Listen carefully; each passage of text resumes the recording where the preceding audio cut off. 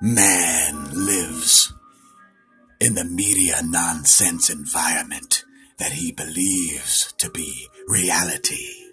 But there is, unseen by most, another place that is just as real, only much more brightly lit.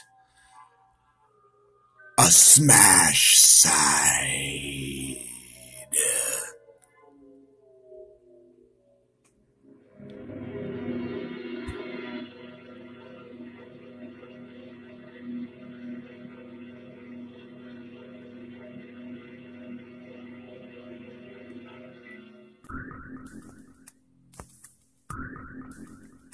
Here's the sun on 304 angstroms. See sunspot 2734 turning through. We did also see another X-ray flare.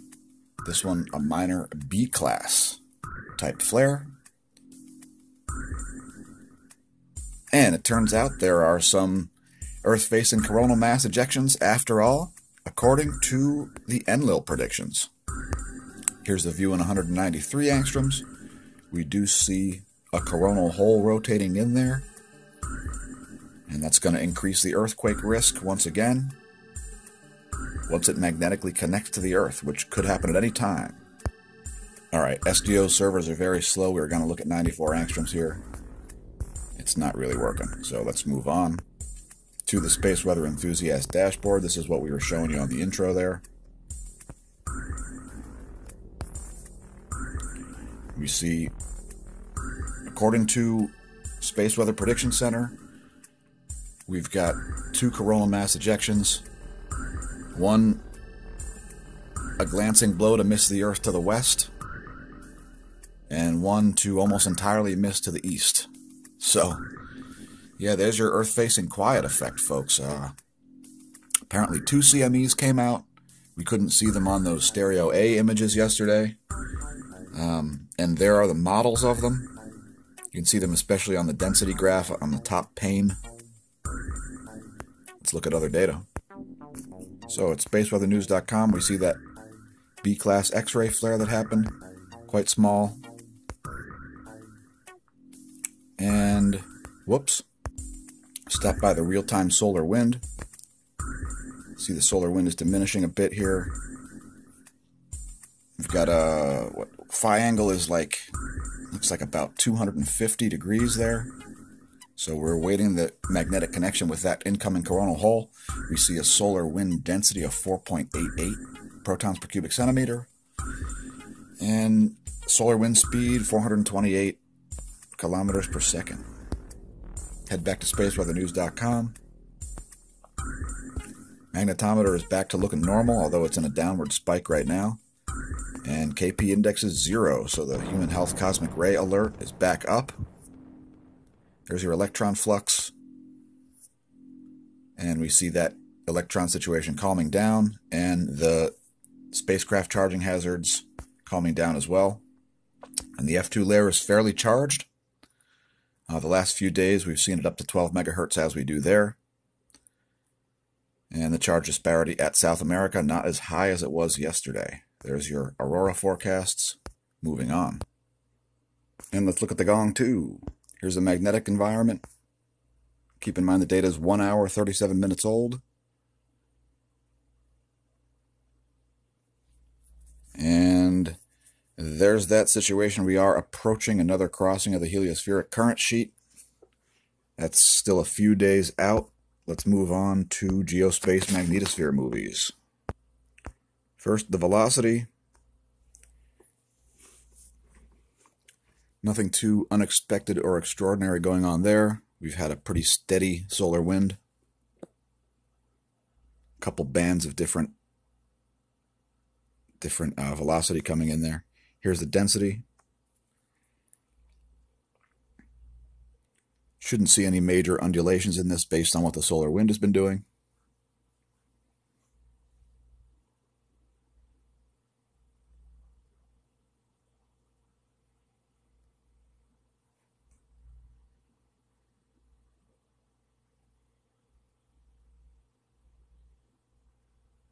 And here's the pressure. We'll let that play through.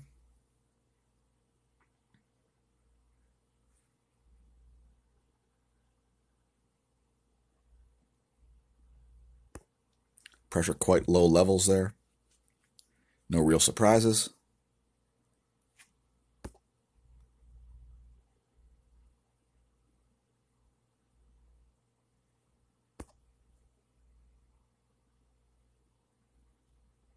Sudden little burst there, which quickly dissipates, mainly from the magnetotail. Moving on to geospace ground perturbations.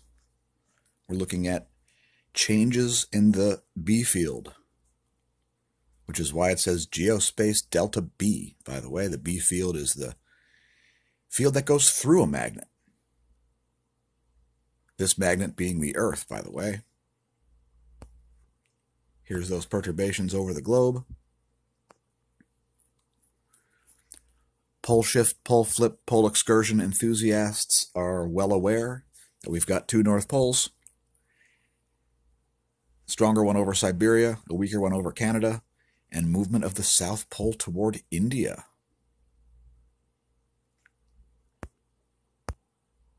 Look at the last day's worth of volcanoes here. We've got Karimsky producing a 17,000-foot ash plume. Shivaluch looks like it's calming down a little bit, a 3,000-foot ash plume there. 10,000-foot ash plume at Abiko, so that's an uptick for Abiko. Sakurajima, 8,000-foot ash plume. Popocatépetl, remnant volcanic ash. Fuego, very light volcanic ash cloud. Revenador, ongoing emissions. Sabancaya, intermittent emissions. Let's check out earthquakes. Now, we did have a 6.0 magnitude in the Philippines yesterday, and it's not going to show up on this list. Regular viewers are aware that I'm not a fan of the USGS website. And with the incoming coronal hole, we should probably once again draw the warning areas here, which are these areas here. And this area here, because that 1.6 magnitude quake does not end the earthquake drought.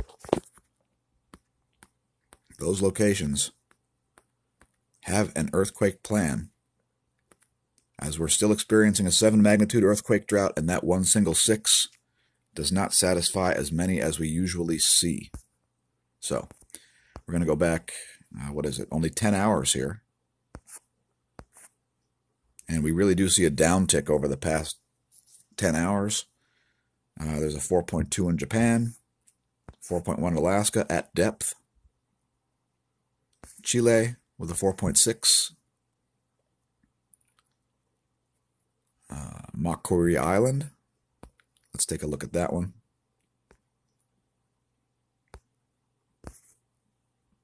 Oh, very far south. Okay. Very far south. And a 4.8 near Japan. And that's it. So, yeah. Earthquake downtick. Have a plan and look for that phi angle to ride around 180 degrees. Next, let's look at Zooniverse.org at the Galaxy Zoo project, as we do, one of the largest citizen projects in the world, citizen science projects in the world. We need human beings to classify galaxies. So let's do one as an example. Oh, it's a great spiral here. It looks like a merging spiral with a bar. Fantastic. Got to save that one. Wow, that is a good one. We've got a ring system and all kinds of stuff. So features, lots of features. Is it an edge on disk? Well, definitely not. Is there a bar? Yeah, there's a bar, a strong bar. Check it out.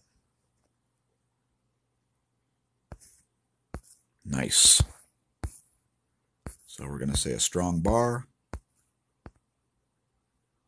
Is there a spiral arm pattern? There certainly is.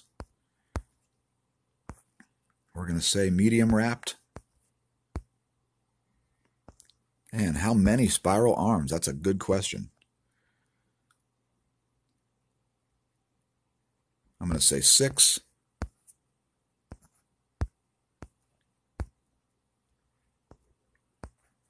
Not only is there a bulge, there's actually 2 bulges. Let's just say moderate. because this looks like a properly merging galaxy here. Now, that bright object there, that could be a foreground galaxy or a background galaxy, but it sure looks like it's at the same focal point as that one, so we're going to say merging. And we got practically every feature you could imagine here. I see a ring. I don't know about a lens or arc, but we've got irregular, we've got a dust lane, overlap. So there you go. There's a galaxy classified at Galaxy Zoo. Will you be the citizen astronomer to identify this elliptical? Go to sciencealert.com. Here's a headline for you. Zuckerberg's new Facebook sounds a lot like China, where I struggled to buy a coffee. What we're going to do is a physics article. How about an anti-laser? That's right. You know what a laser does? It emits concentrated light, right? Well, this anti-laser absorbs it. I don't know what the applications would be for it, but we'll leave links to the article regardless. Now, this is more interesting. Now, we've recently been starting to learn that low-level radiation causes immediate evolution in species, where it doesn't take thousands or hundreds or even decades. Scientists watch a new bird species evolve in the Galapagos in just 2 generations. So check it out. Pretty interesting stuff. Anyway, the article is about the large cactus finch and how in 2 generations they pretty much had a new species. So leave links to that article also at Science Alert. Next, how about a phys.org article? The deep southern ocean is key to more intense ice ages. Correct. Now, we say practically every day on this channel that you don't know the Earth's temperature unless you've measured the temperature at depth in the oceans. Satellite surface temperature measurements do not tell you the temperature of the planet, and atmospheric measurements are even farther off than that, because there's a massive amount of heat latency in the oceans, which is why it takes years for the Earth's climate to catch up with things like thermosphere heating and cooling. Anyway, we'll leave links to this article also. We thought it was going to be some good science, but it turns out they're just still looking at the CO2 as a control knob of the climate. And this study is doing the same thing as standard global warming nonsense, since CO2 does not act as a greenhouse gas on this planet. Next, we got a great display here from Hubble, looking at 2 colliding galaxies. Check it out. That is a good one. So NGC 6052, if you want to look it up. Great new images from Hubble. Next, here's an article about supernovas and red giants and stellar evolution and how binaries tend to siphon material off of their companion stars, affecting their evolution. Now, we don't believe in gravitational accretion or gravitational collapse, since those things violate the laws of thermodynamics. However, it's still an interesting article because we know many objects that are sucking plasma off of other objects, as you see in this diagram. So we'll leave links to that article also. Now let's look at cosmic rays. So we'll leave links to this site also. Let's look at apatity.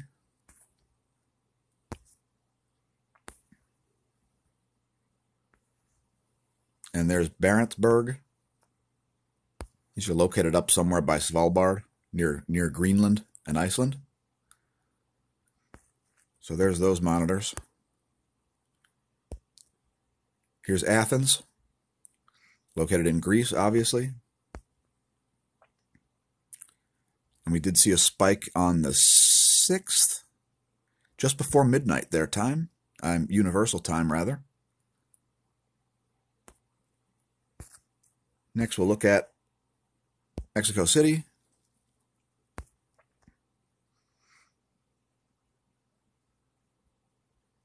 High levels, but not as high. We're going to skip Moscow because they haven't been updating. Here's Oulu and DOMB as well as DOMC Antarctica. There are the cosmic rays.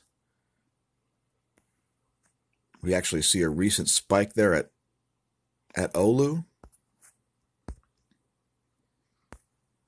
DOMC. Looks like it's not returning data for the past 24 hours. And DOMB, same deal. Where's our data, Antarctica? Next, let's look at some more exotic stuff, such as Cygnus A. There's an image of it. If you're not familiar with Cygnus A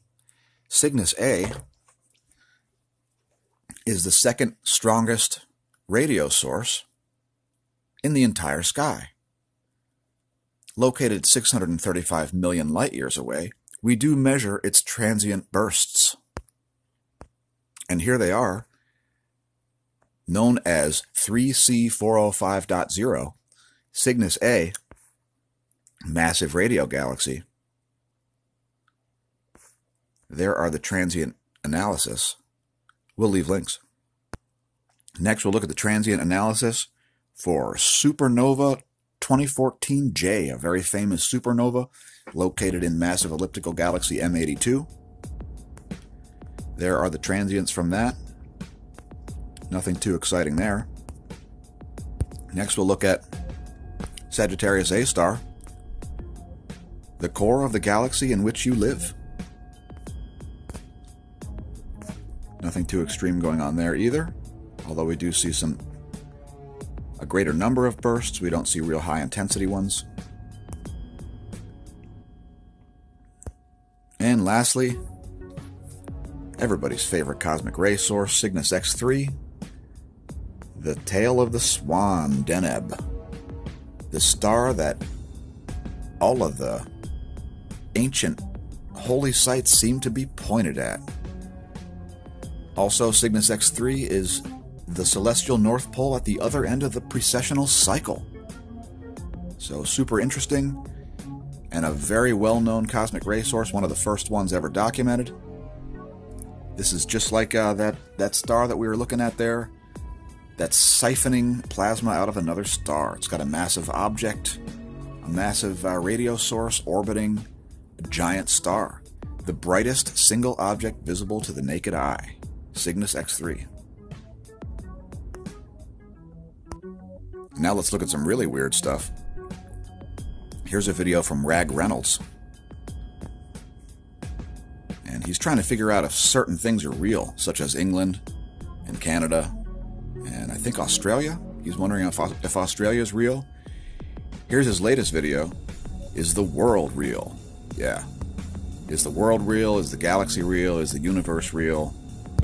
Be created. Things don't just appear magically. So something had to have created God. So the idea of God itself makes no sense from the religious standpoint. Covering a lot of existential questions. Thank you, Rag Reynolds. We'll leave links to your video also. Let's look at the magnetogram in colored mode as we see sunspot 2734 beginning to reach a more setting location, and it is starting to degrade, continuing to degrade, I should say. We also see some magnetic anomalies there on the sun, probably a result of the scope. Let's zoom out and take a look at that. Looks like some interference there. By the way, the timestamp for this is just today, so this is starting at 0 universal time and until the current, which is about 9 o'clock UT. So there you have it. Thanks for tuning in. It'll never be now again. We'll be doing it all again tomorrow, possibly even later today. Thanks, donors, subscribers. Please don't forget to press the like button. Leave us a comment. Share on social media. And remember, when you're looking at magnetism, don't drink. And if you drink, look at magnetism. It runs the universe. Just don't drive.